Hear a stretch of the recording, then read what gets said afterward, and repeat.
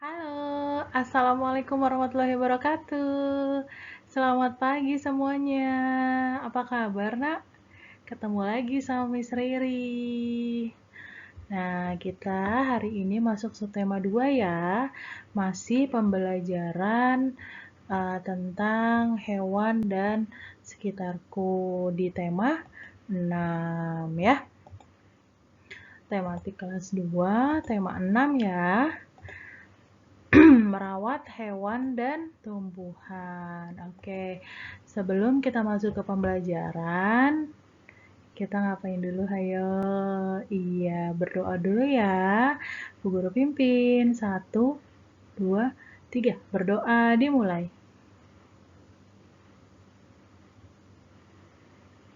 Berdoa selesai. Nah, sebelum kita mulai, apa kabarnya, nak?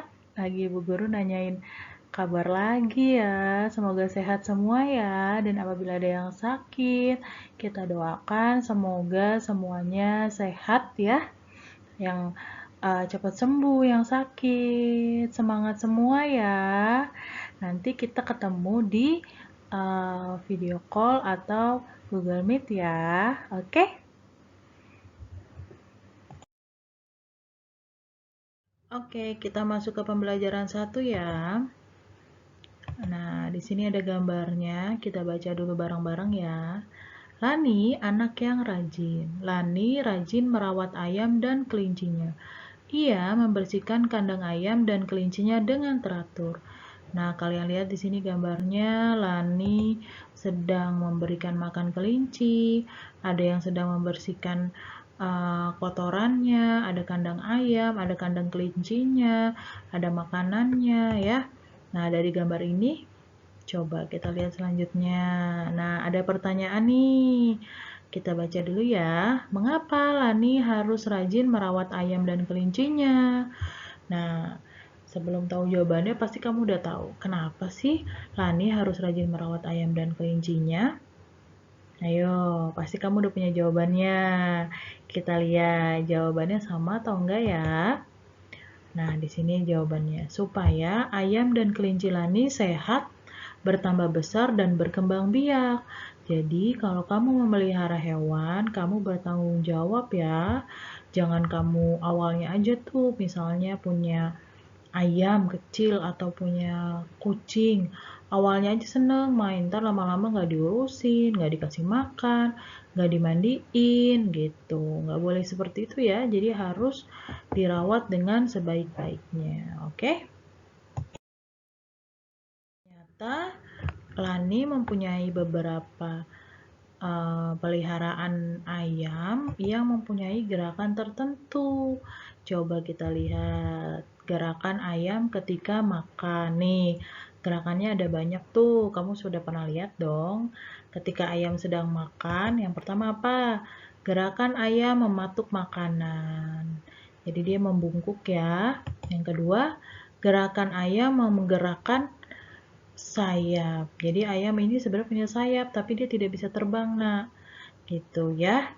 Gitu. Tapi biasanya kalau dia sedang apa ya, marah ketika diganggu atau dia sedang mungkin berkelahi dengan jantan lainnya, biasanya dia sambil mengembang-kepakkan sayap.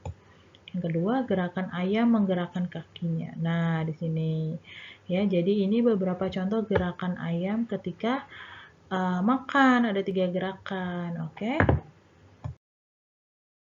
Sekarang kita berkreasi dari apa nih? Gerakan ketika tadi yang udah kita lihat ya, ketika ayam sedang makan. Yang pertama, tirukan gerakan kepala ayam ketika makan. Badannya tegak, kakinya tegak, badannya yang menunduk. Tangannya berada di belakang ya. Gitu. Yang kedua, gerakan kaki ayam yang dientakkan gitu. Kamu pernah lihat kan ayam kadang suka menghentak-hentakan kaki? Nah, itu bisa kamu contoh, nah. Gitu. Selanjutnya ada lagi ya. Selanjutnya ada gerakan ayam menggerakkan sayapnya. Nah, kalau kamu menggerakkan tangan kamu ya, gitu ya. Seperti sayap yang sedang mengepak-ngepakkan, sedang menggerakkan sayapnya gitu. Kalau kamu menggunakan tangan ya. Yang selanjutnya, gerakan ayam yang terluka sayapnya. Oh, sayapnya sakit, nah. Jadi sepertinya lemas gitu. Itu kan pernah lihat kan gitu. Nah, itu ketika sayap dari ayam itu terluka. Nah, di sini ada 4 gerakan dari hewan atau dari ayam yang bisa kamu tirukan ya. Gerakan ayam tadi ada teks yang bisa kita baca bareng-bareng. Oke, kita baca bareng-bareng ya. Ayam adalah hewan berkaki dua. Cakar kakinya digunakan untuk menggaruk-garuk tanah. Cakar kaki digunakan untuk mencari makanan. Makanan ayam berupa hewan-hewan kecil di dalam tanah. Ayam juga memakan biji-bijian. Ayam berkembang biak dengan cara bertelur. Telur-telur dierami induk ayam selama 21 hari. Setelah 21 hari, telur-telur pun menetas. Telur dan daging ayam mengandung protein tinggi. Protein berguna bagi tubuh manusia.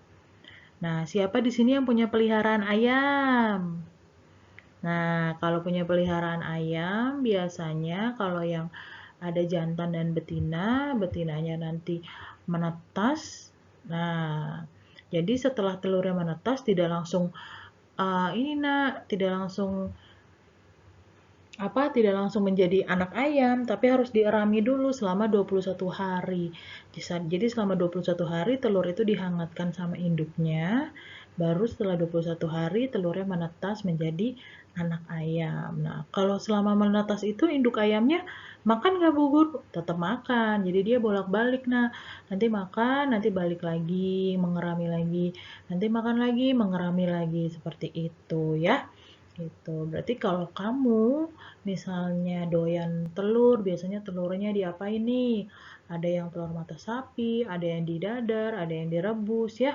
Sebenarnya itu semuanya sehat ya nak, kalau suka makan telur, tapi jangan banyak-banyak ya. Oke? Oke, dari cerita ayam tadi, kita dapat tugas nih.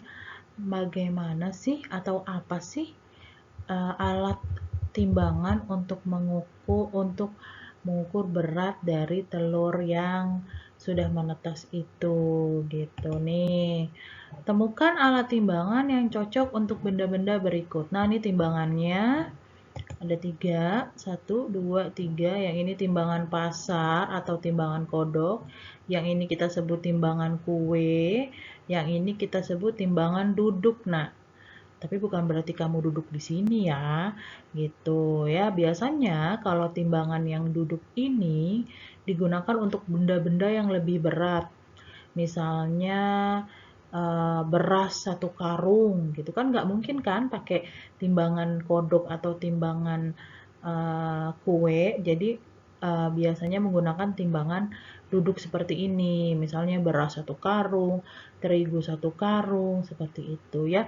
Jadi untuk yang beratnya mungkin di atas 150 kilo gitu, itu menggunakan timbangan duduk seperti ini. Kenapa? Karena barangnya pun berat, jadi tidak mungkin diangkat tinggi-tinggi. Sedangkan kalau timbangan duduk ini memang adanya di bawah. Nah, jadi begitu bendanya diangkat itu tidak terlalu tinggi ya. Kita lihat biasanya benda apa sih yang ditimbang di timbangan kodok ini atau timbangan pasar. Kita lihat apa nih? Oh, ayam. Bisa juga ya. Di sini pakai timbangan timbangan pasar atau timbangan kodok. Selain ini, ada apa lagi yang sebelahnya? Nah, kalau timbangan kue bisa menggunakan bisa menimbang di sini telur ya. Bisa telur, bisa terigu, tapi terigu yang mungkin hanya berapa gram, berapa ratus gram saja ya, tidak bisa yang sampai 15 kilo, nanti rusak timbangannya. Oke. Yang terakhir, nah, di sini ada jagung 1 karung, ditimbangnya menggunakan timbangan duduk. Nah, gitu. Nah, kalau timbangan kodok ini memang kita di rumah tidak punya ya.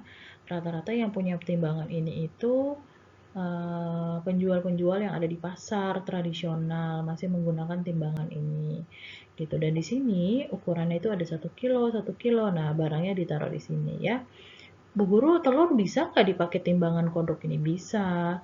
Biasanya pun kalau memang penjual itu punyanya timbangan kodok seperti ini dan dia berjualan telur, ya dia menimbangnya pakai timbangan kodok seperti ini gitu. Kalau misalnya dia di pasar dan tidak punya timbangan kodok, dia menggunakan timbangan kue, juga bisa juga dia menimbang ayam. Tapi biasanya memang lebih sering sekarang orang-orang mempunyai timbangan kue gitu. Timbangan kodok hanya untuk penjual ya nak, untuk ada di pasar-pasar tradisional. Oke. Sekarang kita masuk ke pembelajaran 2 ya. Nah, di sini ada gambarnya, ada teksnya. Kita baca dulu teks yang di atas ya. Oke. Ayah membersihkan kandang ayam. Alani juga ikut membantu. Kandang ayam terlihat bersih. Hal itu dilakukan agar ayam tidak mudah sakit. Nah, di sini ada teksnya, kita baca dulu ya. Kandang ini perlu dibersihkan agar ayamnya tidak mudah sakit ya, Nak. Ya, Ayah. Aku akan selalu menjaga kebersihan kandang ayam ini dengan baik. Nah, jadi walaupun ikan bau, Bu Guru, ikan kotor, tetap itu tanggung jawab kamu. Kamu bisa menggunakan masker untuk menutup hidung kamu biar nggak bau. Kamu bisa menggunakan sarung tangan supaya tidak kotor. Lagian setelah kamu membersihkan, kamu kan cuci tangan lagi, nah, jadi tidak kotor ya. Dan menggunakan sendal ketika membersihkannya ya. Jadi kalau memelihara hewan juga harus mau membersihkan kotoran hewan tersebut ya. Gitu. Jangan nanti misalnya aku mau ngasih makannya aja, tapi nanti kalau yang bersihin kotorannya ayah aja gitu. Kalau memang ayah bersihin, kamu ikut membantu ya. Gitu. Oke? Oke, sekarang kita baca nih. Merawat ayam. Ayam perlu dirawat dengan baik agar tidak mudah sakit. Kandang ayam perlu dibersihkan agar lingkungan bersih dan sehat. Ayam juga perlu diberi makan secara teratur. Ayam juga perlu diberi vaksin agar tidak mudah sakit. Nah, dari teks ini kamu tahu dong kalau ayam pun harus diberi vaksin ya. Gitu. Jadi dikasih obat kalau sakit, dikasih vaksin supaya tidak mudah sakit ya, dikasih makan yang bergizi, kandangnya juga harus dibersihkan gitu ya. Oke, nah dari teks ini kamu lihat ada yang aneh nggak sih dari tulisannya? Ayo, apa dong yang aneh? Apa sih Bu Guru? Ayo, ada nggak yang aneh? Oke, kita lihat ya. Sebelum kita lihat aneh yang janggal atau yang aneh dari ini, kamu lihat di sini ada yang Bu Guru lingkarin nih.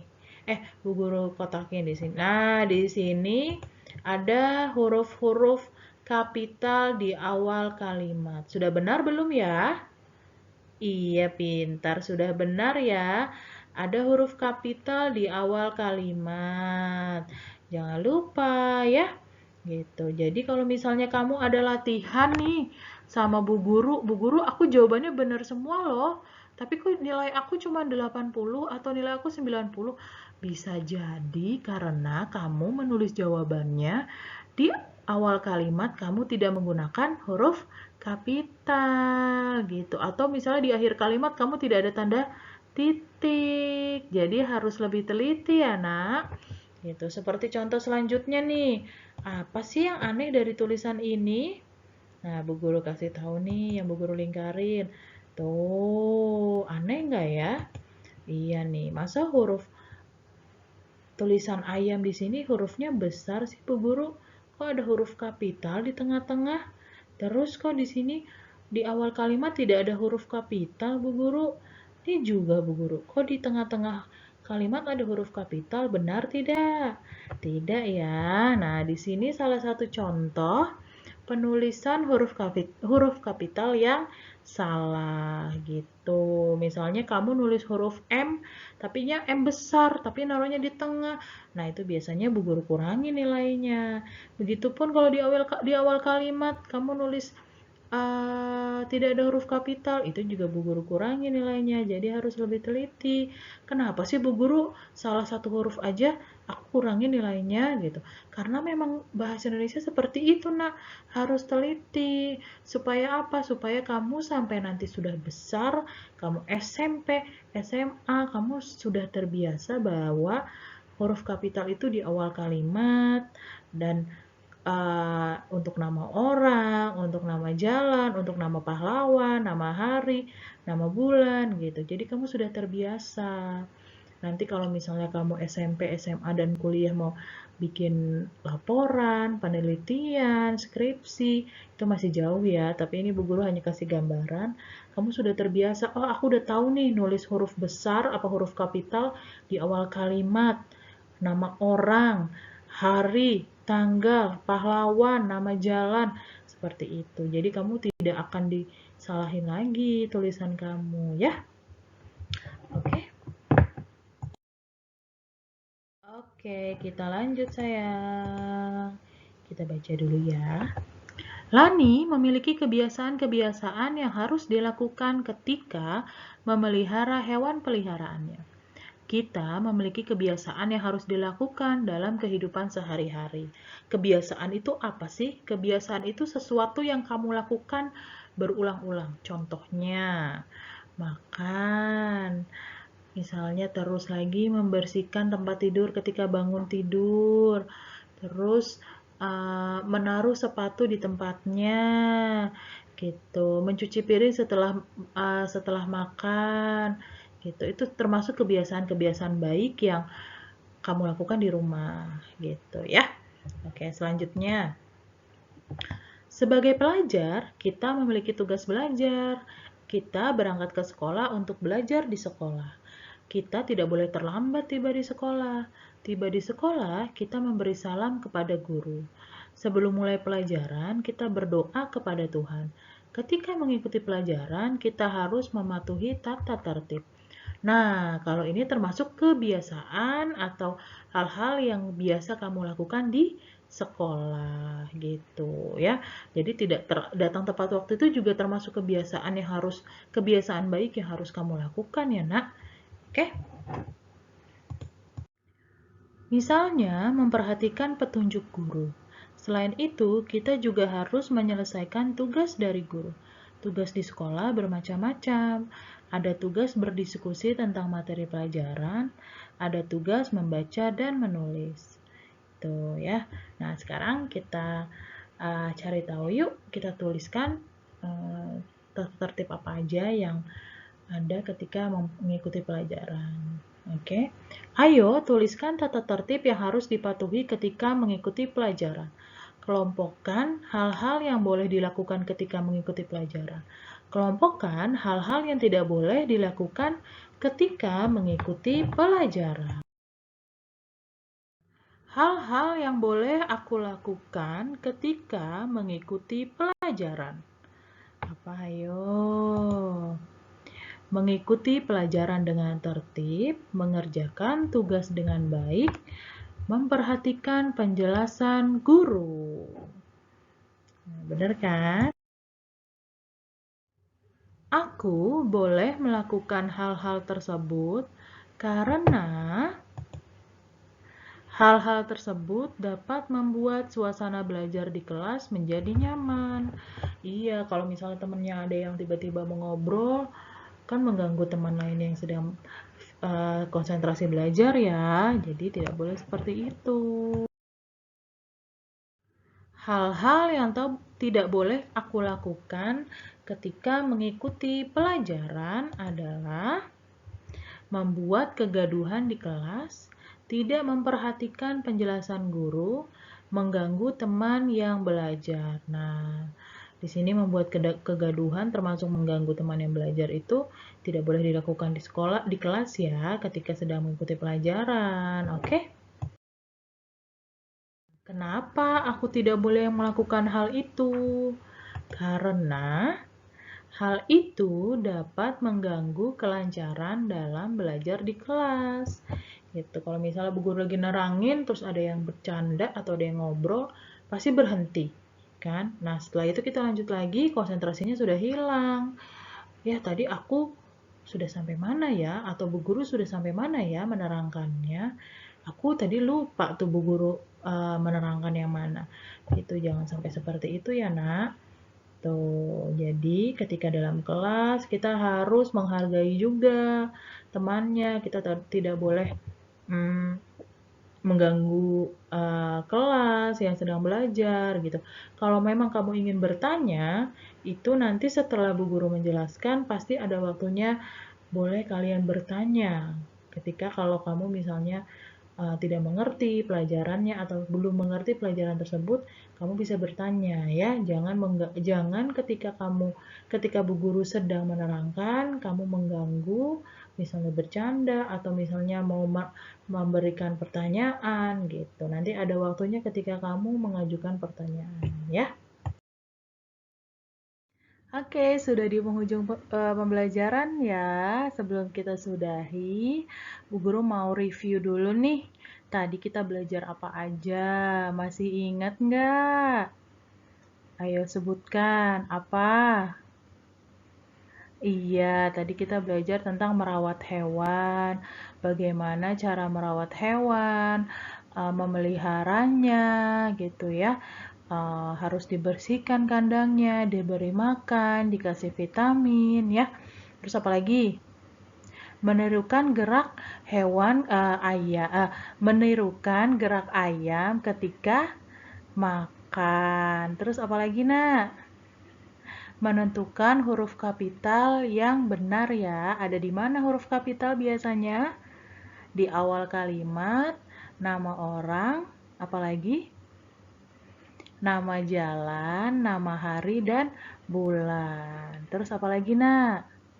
Tadi kita menimbang juga ya, ada yang kita timbang tadi telur, terus ada tepung, jagung, terus tadi apalagi. Nah, alat timbangannya tadi ada timbangan kodok, timbangan kue, dan timbangan duduk ya. Terus kita belajar apa lagi tadi? Iya, tentang tata tertib, apa yang boleh dilakukan dan apa yang tidak boleh dilakukan di dalam kelas ketika sedang belajar ya.